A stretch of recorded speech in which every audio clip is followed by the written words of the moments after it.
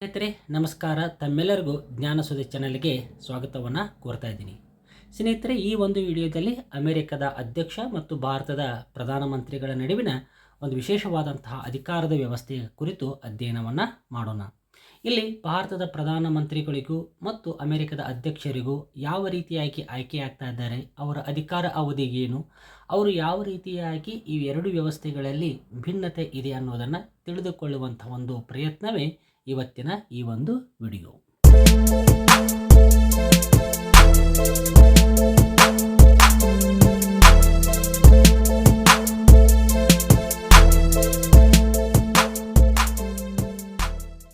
ಸ್ನೇಹಿತರೆ, ಅಮೆರಿಕದ ಅಧ್ಯಕ್ಷ ಮತ್ತು ಭಾರತದ ಪ್ರಧಾನಮಂತ್ರಿಗಳು ಎರಡೂ ಒಂದೇ ಅನ್ನುವಂಥ ಅರ್ಥ ತಪ್ಪಾಗ್ತದೆ. ಇಲ್ಲಿ ವಿಶೇಷವಾಗಿ ನಾವು ಗಮನಿಸಬೇಕು, ಅಮೆರಿಕದ ಅಧ್ಯಕ್ಷೀಯ ಸರ್ಕಾರವಾದರೆ ಭಾರತವಿದು ಸಂಸದೀಯ ಸರ್ಕಾರವಾಗಿದೆ. ಈ ಎರಡೂ ಬಗೆಯ ಸರ್ಕಾರಗಳು ಆಡಳಿತಾತ್ಮಕ ವ್ಯವಸ್ಥೆಯಲ್ಲಿ ಅನೇಕ ರೀತಿಯಿಂದ ಭಿನ್ನತೆಯಿಂದ ಕೂಡಿವೆ. ಮೊದಲನೇದಾಗಿ ನಾವು ಭಾರತದೇ ನೋಡೋದಾದರೆ, ಭಾರತದಲ್ಲಿ ಸಂಸದೀಯ ಸರ್ಕಾರವಿದ್ದು ಇಲ್ಲಿ ಲೋಕಸಭೆಯ ರಾಜ್ಯಸಭೆಗಳಿದ್ದು, ವಿಶೇಷವಾಗಿ ಪ್ರಧಾನಮಂತ್ರಿಯವರು ಸರ್ಕಾರದ ಮುಖ್ಯಸ್ಥನಾಗಿ ಆಡಳಿತವನ್ನು ನಡೆಸುವಂಥ ಪ್ರಯತ್ನವನ್ನು ಮಾಡ್ತಾ ಇದ್ದಾರೆ. ನಮ್ಮ ದೇಶದ ಪ್ರಧಾನಮಂತ್ರಿಯವರು ಚುನಾವಣೆಗಳ ಮೂಲಕ ಆಯ್ಕೆಯಾಗಿದ್ದು, ಲೋಕಸಭೆಯಲ್ಲಿ ಬಹುಮತವನ್ನು ಸಾಧಿಸಿದಂತಹ ಪಕ್ಷದ ನಾಯಕ ಅಲ್ಲಿ ಪ್ರಧಾನಮಂತ್ರಿಯಾಗಿ ಆಯ್ಕೆಯಾಗ್ತಾ ಇದ್ದಾರೆ. ಇನ್ನು ನಮ್ಮ ಪ್ರಧಾನಮಂತ್ರಿಯ ಒಂದು ವಿಶೇಷತೆ ಏನಂತಂದರೆ, ಇವರು ನೈಜ ಕಾರ್ಯಾಂಗದ ಮುಖ್ಯಸ್ಥರಾಗಿರುತ್ತಾರೆ. ಅಂದರೆ ನಮ್ಮ ಭಾರತದಲ್ಲಿ ನೈಜ ಕಾರ್ಯಾಂಗ ಮತ್ತು ನಾಮಮಾತ್ರ ಕಾರ್ಯಾಂಗ ಎಂದು ಕಾರ್ಯಾಂಗದಲ್ಲಿ ಎರಡು ರೂಪಗಳು ಕಂಡು ಬರ್ತಾ ಇದ್ದಾವೆ. ನಮ್ಮ ದೇಶದ ಪ್ರಧಾನಮಂತ್ರಿ ಮತ್ತು ಆತನ ಮಂತ್ರಿಮಂಡಲ ನೈಜ ಕಾರ್ಯಾಂಗವನ್ನು ನಿರ್ವಹಿಸ್ತಾ ಇದೆ ಅಂತ. ಅಷ್ಟೇ ಅಲ್ಲದೆ ನಮ್ಮ ದೇಶದ ಪ್ರಧಾನಮಂತ್ರಿಯವರ ಅಧಿಕಾರ ಅವಧಿ ನಿಂತಿರುವುದು ಬಹುಮತದ ಮೇಲೆ. ಯಾವಾಗ ಆ ಒಂದು ಪಕ್ಷ ಬಹುಮತವನ್ನು ಕಳೆದುಕೊಳ್ತದ ಆವಾಗ ಅಧಿಕಾರದಿಂದ ಅವರು ವಂಚಿತರಾಗ್ತಾ ಇದ್ದಾರೆ. ಅಂದರೆ ನಾವು ಸ್ಪಷ್ಟವಾಗಿ ಅರ್ಥ ಮಾಡ್ಕೊಳ್ಬೇಕು, ಭಾರತದ ಪ್ರಧಾನಮಂತ್ರಿಯವರು ನಿರ್ದಿಷ್ಟವಾದಂತಹ ಅಧಿಕಾರ ಅವಧಿಯನ್ನು ಹೊಂದಿಲ್ಲ. ಅವರು ಬಹುಮತವನ್ನು ಅನುಸರಿಸಿ ಆಡಳಿತವನ್ನು ನಡೆಸ್ತಾ ಇದ್ದಾರೆ ಅನ್ನೋದನ್ನು ನಾವಿಲ್ಲಿ ಬಹಳ ಪ್ರಮುಖವಾಗಿ ಇಲ್ಲಿ ಗಮನಿಸಬೇಕಾಗ್ತದೆ ಅಂತ. ಇನ್ನು ಬಹಳ ಇಂಪಾರ್ಟೆಂಟ್ ಏನಪ್ಪ ಅಂತಂದರೆ, ಈಗಾಗಲೇ ನಾನು ಹೇಳಿದಂತೆ ಭಾರತದ ಆಡಳಿತ ವ್ಯವಸ್ಥೆಯಲ್ಲಿ ಭಾರತದ ರಾಷ್ಟ್ರದ ಮುಖ್ಯಸ್ಥರಾಗಿ ರಾಷ್ಟ್ರಪತಿಯವರು ಅಧಿಕಾರವನ್ನು ಚಲಾಯಿಸ್ತಾ ಇದ್ದರೆ ಅದನ್ನು ನಾವು ಕೇವಲ ನಾಮಮಾತ್ರ ಕಾರ್ಯಾಂಗ ಅಂತ ಕರಿತಾ ಇದ್ದೀವಿ ಅಂತ. ಹಾಗಾಗಿ ಇವರು ರಾಷ್ಟ್ರದ ಮುಖ್ಯಸ್ಥರಲ್ಲ, ಕೇವಲ ಪ್ರಧಾನಮಂತ್ರಿಯವರು ರಾಷ್ಟ್ರದ ಮುಖ್ಯಸ್ಥರಾಗಿ ಅಧಿಕಾರವನ್ನು ಚಲಾಯಿಸುವಂಥ ಪ್ರಯತ್ನಗಳನ್ನು ಮಾಡ್ತಾ ಇದ್ದಾರೆ ಅಂತ. ಇನ್ನೊಂದು ಉದಾಹರಣೆಗಾಗಿ ನೋಡಬೇಕಾದರೆ, ನಮ್ಮ ದೇಶದ ಪ್ರಧಾನಮಂತ್ರಿಯವರ ಕಾರ್ಯಗಳಿಗೆ ಕೆಲವೊಂದಿಷ್ಟು ನಿರ್ಬಂಧಗಳು ಇರುವುದು ಕೂಡ ಕಂಡುಬರ್ತದಂತ. ಒಂದು ಸಂವಿಧಾನಾತ್ಮಕ ನಿಯಂತ್ರಣಕ್ಕೆ ಒಳಪಟ್ಟು ತಮ್ಮ ಅಧಿಕಾರವನ್ನು ಅವರು ಚಲಾಯಿಸ್ತಾ ಇದ್ದಾರೆ. ಇದಕ್ಕೊಂದು ಉದಾಹರಣೆಯನ್ನು ಹೇಳುವುದಾದರೆ, ನಮ್ಮ ದೇಶದ ಪ್ರಧಾನಮಂತ್ರಿಯವರು ಯುದ್ಧವನ್ನು ಘೋಷಿಸಬೇಕಾದರೆ ಅವರು ಸ್ವಯಂವಾಗಿ ಯುದ್ಧವನ್ನು ಘೋಷಿಸುವುದಿಲ್ಲ. ಯುದ್ಧವನ್ನು ಘೋಷಿಸುವಂತಹ ಅಧಿಕಾರ ಅವರಿಗಿದ್ದರೂ ಕೂಡ ಯುದ್ಧವನ್ನು ಘೋಷಿಸುವುದು ನಮ್ಮ ದೇಶದ ರಾಷ್ಟ್ರಪತಿಯವರ ಹೆಸರಿನಲ್ಲಿ ಅಂತ. ಇಂಥ ಅನೇಕ ಸಂಗತಿಗಳನ್ನು ನೋಡಿದಾಗ ನಮ್ಮ ದೇಶದ ರಾಷ್ಟ್ರಪತಿ ಮತ್ತು ಪ್ರಧಾನಮಂತ್ರಿ ಇವುಗಳ ನಡುವಿನ ಒಂದು ವ್ಯವಸ್ಥೆಗಳನ್ನು ನಾವಿಲ್ಲಿ ತಿಳಿದುಕೊಳ್ಳುವಂತಹ ಪ್ರಯತ್ನವನ್ನು ಮಾಡಬೇಕಾಗ್ತದೆ ಅಂತ. ಹಾಗಾದರೆ ನಾವು ಸಿಂಪಲ್ಲಾಗಿ ಅಥವಾ ಒಂದು ಸರಳವಾದ ರೂಪದಲ್ಲಿ ನೋಡಬೇಕಾದ್ರೆ, ನಮ್ಮ ದೇಶದಲ್ಲಿ ಕಾರ್ಯಾಂಗ ವ್ಯವಸ್ಥೆ ಇದು ಎರಡು ರೂಪದಲ್ಲಿ ಸಾಗ್ತಾ ಇದೆ ಅಂತ. ಒಂದು ನಾಮಮಾತ್ರದ ಮುಖ್ಯಸ್ಥರಾಗಿ ರಾಷ್ಟ್ರಪತಿಯವರಿದ್ದರೆ, ಇನ್ನೊಂದು ನೈಜ ಕಾರ್ಯಾಂಗ, ಅದರ ಮುಖ್ಯಸ್ಥರಾಗಿ ನಮ್ಮ ದೇಶದಲ್ಲಿ ಪ್ರಧಾನಮಂತ್ರಿಯವರು ಅಧಿಕಾರವನ್ನು ಚಲಾಯಿಸ್ತಾ ಇದ್ದಾರೆ. ಇನ್ನು ಮುಂದುವರಿದು ಬಹಳ ಮುಖ್ಯವಾಗಿ ನಾವು ಅರ್ಥ ಮಾಡ್ಕೊಳ್ಬೇಕು, ಅಮೆರಿಕದ ಅಧ್ಯಕ್ಷೀಯ ಸರ್ಕಾರ ಅಂತ. ಅಮೆರಿಕದ ಅಧ್ಯಕ್ಷೀಯ ಸರ್ಕಾರ, ನಾ ಈಗಾಗಲೇ ಕಳೆದ ಒಂದು ವಿಡಿಯೋದಲ್ಲಿ ಹೇಳಿದಂತೆ, ಜಗತ್ತಿನ ಅತ್ಯಂತ ಹಳೆಯ ಮತ್ತು ಲಿಖಿತ ಸಂವಿಧಾನ ಅದು ಅಮೆರಿಕದ ಸಂವಿಧಾನವೇ ಆಗಿರುತ್ತದಂತ. ಅಂಥ ಒಂದು ವ್ಯವಸ್ಥೆಯಲ್ಲಿ ಅಲ್ಲಿಯ ಆಡಳಿತ ವ್ಯವಸ್ಥೆಯಲ್ಲಿ ಕಂಡುಬರುವುದು ಅಧ್ಯಕ್ಷೀಯ ಮಾದರಿಯ ಸರ್ಕಾರ. ಅದಕ್ಕೆ ನಾವು ಇಂಗ್ಲೀಷ್ನಲ್ಲಿ ಪ್ರೆಸಿಡೆನ್ಸಿಯಲ್ ಫಾರ್ಮ್ ಆಫ್ ಗೌರ್ಮೆಂಟ್ ಅಂತ ಅದನ್ನು ಕರಿತಾ ಇದ್ದೀವಿ ಅಂತ. ಒಂದನೇದು ನಾವು ಇಲ್ಲಿ ಮೊದಲನೇದಾಗಿ ತಿಳ್ಕೊಳ್ಳುವಂತಹ ಒಂದು ವ್ಯವಸ್ಥೆ ಏನಂತಂದರೆ, ಆ ದೇಶದ ಅಧ್ಯಕ್ಷರನ್ನು ಜನರು ನೇರವಾಗಿ ಆಯ್ಕೆ ಮಾಡ್ತಾ ಇದ್ದಾರೆ. ಅದು ಯಾವ ವ್ಯವಸ್ಥೆ ಅಂತಂದರೆ ಎಲೆಕ್ಟರಲ್ ಕಾಲೇಜ್. ಈ ಎಲೆಕ್ಟರಲ್ ಕಾಲೇಜಿನ ಮೂಲಕ ಆ ದೇಶದ ಅಧ್ಯಕ್ಷರನ್ನು ಜನರು ನೇರವಾಗಿ ಆಯ್ಕೆ ಮಾಡ್ತಾ ಇದ್ದಾರೆ. ಮೊದಲನೇದಾಗಿ ಇದನ್ನು ನಾವು ತಿಳ್ಕೊಳ್ಬೇಕು ಅಂತ. ಎರಡನೇದು, ಅಮೆರಿಕದ ಅಧ್ಯಕ್ಷನಿಗೂ ಮತ್ತು ಆ ದೇಶದ ಶಾಸಕಾಂಗಕ್ಕೂ ಯಾವುದೇ ರೀತಿಯಾದಂತಹ ಸಂಬಂಧವಿಲ್ಲ.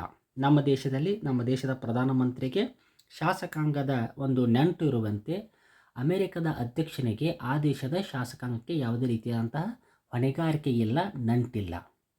ಒಂದು ವೇಳೆ ಆ ದೇಶದ ಶಾಸಕಾಂಗ ವ್ಯವಸ್ಥೆ ನಿಂತು ಹೋದರೆ ಇದರಿಂದ ಆ ದೇಶದ ಅಧ್ಯಕ್ಷನಿಗೆ ಅಥವಾ ಅಧ್ಯಕ್ಷೀಯ ಹುದ್ದೆಗೆ ಯಾವುದೇ ರೀತಿಯಾದಂಥ ಧಕ್ಕೆ ಬರುವುದಿಲ್ಲ, ಆತನ ಅಧಿಕಾರ ಮುಂದುವರಿಯುತ್ತದೆ ಅಂತ.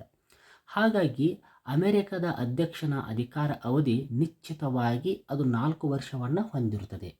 ಒಮ್ಮೆ ಆ ದೇಶದ ಅಧಿಕಾರವನ್ನು ವಹಿಸಿಕೊಂಡಂಥ ಅಧ್ಯಕ್ಷ 4 ವರ್ಷಗಳನ್ನು ಸಂಪೂರ್ಣವಾಗಿ ನಿರ್ವಹಿಸ್ತಾ ಇದ್ದಾನೆ ಅನ್ನೋದನ್ನು ನಾವಿಲ್ಲಿ ಗಮನಿಸಬೇಕು. ಇದು ಅಮೆರಿಕ ಅಧ್ಯಕ್ಷನಿಗೂ ನಮ್ಮ ದೇಶದ ಪ್ರಧಾನಮಂತ್ರಿಗಿರುವಂಥ ವ್ಯತ್ಯಾಸ.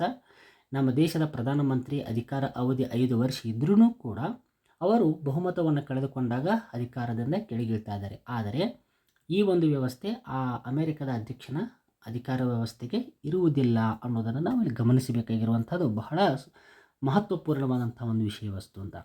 ಇನ್ನು ಬಹಳ ಇಂಪಾರ್ಟೆಂಟು ನಾವಿಲ್ಲಿ ಗಮನಿಸಬೇಕು, ಆ ರಾಷ್ಟ್ರದ ಸಂವಿಧಾನ ಏನನ್ನೇ ಹೇಳ್ತದಂತಂದ್ರೆ ಶಾಸಕಾಂಗ, ಕಾರ್ಯಾಂಗ ಮತ್ತು ನ್ಯಾಯಾಂಗ ಈ 3 ಅಂಗಗಳು ಪ್ರತ್ಯೇಕವಾಗಿ ಕಾರ್ಯವನ್ನು ನಿರ್ವಹಿಸ್ತಾ ಇದ್ದಾವೆ.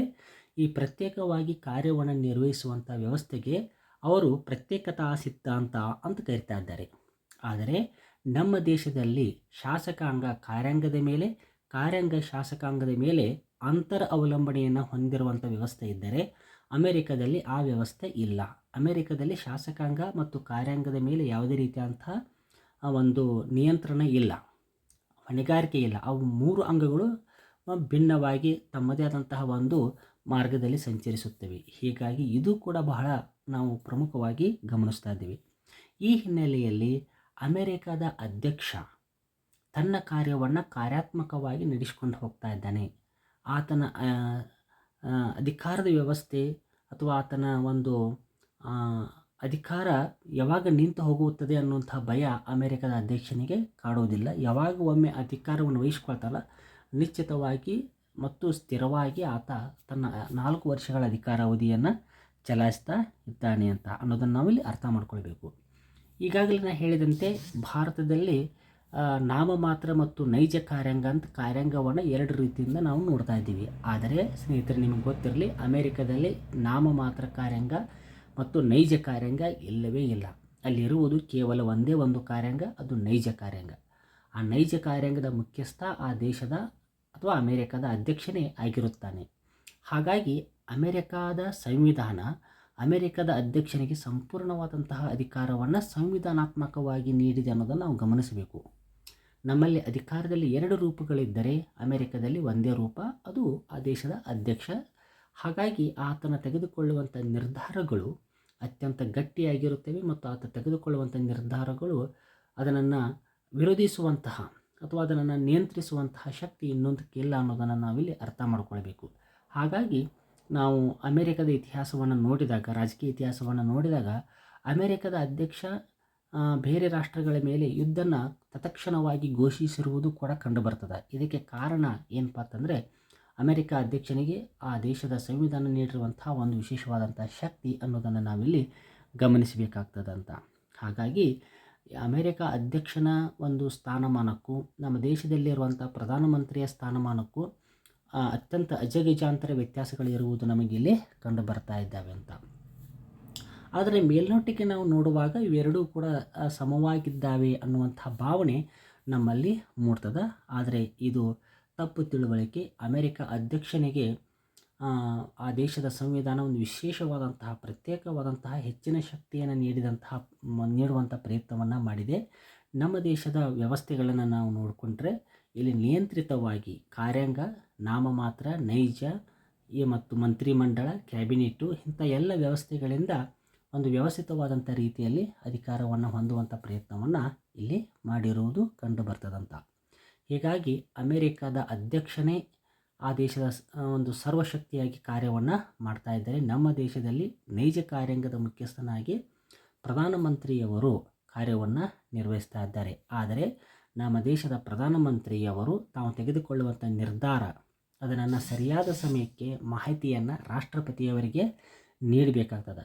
ರಾಷ್ಟ್ರಪತಿಯವರು ಕೊಡುವಂತಹ ಸಲಹೆ ಸೂಚನೆಗಳನ್ನು ನಮ್ಮ ದೇಶದ ಪ್ರಧಾನಮಂತ್ರಿಗಳು ತಮ್ಮ ಆಡಳಿತ ವ್ಯವಸ್ಥೆಗಳಲ್ಲಿ ತರುವಂಥ ಪ್ರಯತ್ನಗಳನ್ನು ಕೂಡ ಮಾಡಬೇಕಾಗ್ತದಂತ. ಈ ಹಿನ್ನೆಲೆಯಲ್ಲಿ ನಾವು ಅಮೆರಿಕದ ಅಧ್ಯಕ್ಷನಿಗೂ ನಮ್ಮ ದೇಶದ ಪ್ರಧಾನಮಂತ್ರಿಯವರಿಗೂ ನಾವು ಕಂಡುಕೊಳ್ಳುವಂಥ ಪ್ರಯತ್ನವನ್ನು ಮಾಡಬೇಕಾಗ್ತದಂತ. ಸ್ನೇಹಿತರೆ, ಈ ಒಂದು ವಿಡಿಯೋದಲ್ಲಿ ನಾನು ಅಮೆರಿಕದ ಅಧ್ಯಕ್ಷ ಮತ್ತು ನಮ್ಮ ದೇಶದ ಪ್ರಧಾನಮಂತ್ರಿಗಳವರಿಗೆ ಇರುವಂತಹ ಒಂದು ವಿಶೇಷತೆಯನ್ನು ಹೇಳುವಂಥ ಪ್ರಯತ್ನವನ್ನು ಮಾಡಿದ್ದೇನೆ. ಈ ರೀತಿಯಾದಂತಹ ಒಂದು ವಿಭಿನ್ನವಾದಂತಹ ವಿಚಾರಗಳನ್ನು ಇಟ್ಟುಕೊಂಡು ನಾನು ಮತ್ತೆ ವಿಡಿಯೋಗಳನ್ನು ಮಾಡುವಂತಹ ಇಚ್ಛೆ ನಿಮ್ಮಲ್ಲಿದ್ದರೆ ಜರೂರಾಗಿ ಕಮೆಂಟ್ದಲ್ಲಿ ಅಂಥದ್ದನ್ನು ತಿಳಿಸುವಂಥ ಪ್ರಯತ್ನವನ್ನು ಮಾಡಿ, ಆ ರೀತಿಯಾದಂತಹ ವಿಚಾರಗಳನ್ನು ನಿಮ್ಮ ಜೊತೆಗೆ ಹಂಚಿಕೊಳ್ಳುವಂಥ ಪ್ರಯತ್ನವನ್ನು ನಾನು ಕೂಡ ಮಾಡ್ತಾಯಿದ್ದೀನಿ. ಎಲ್ಲರಿಗೂ ಒಳ್ಳೆಯದಾಗಲಿ. Thank you one and all.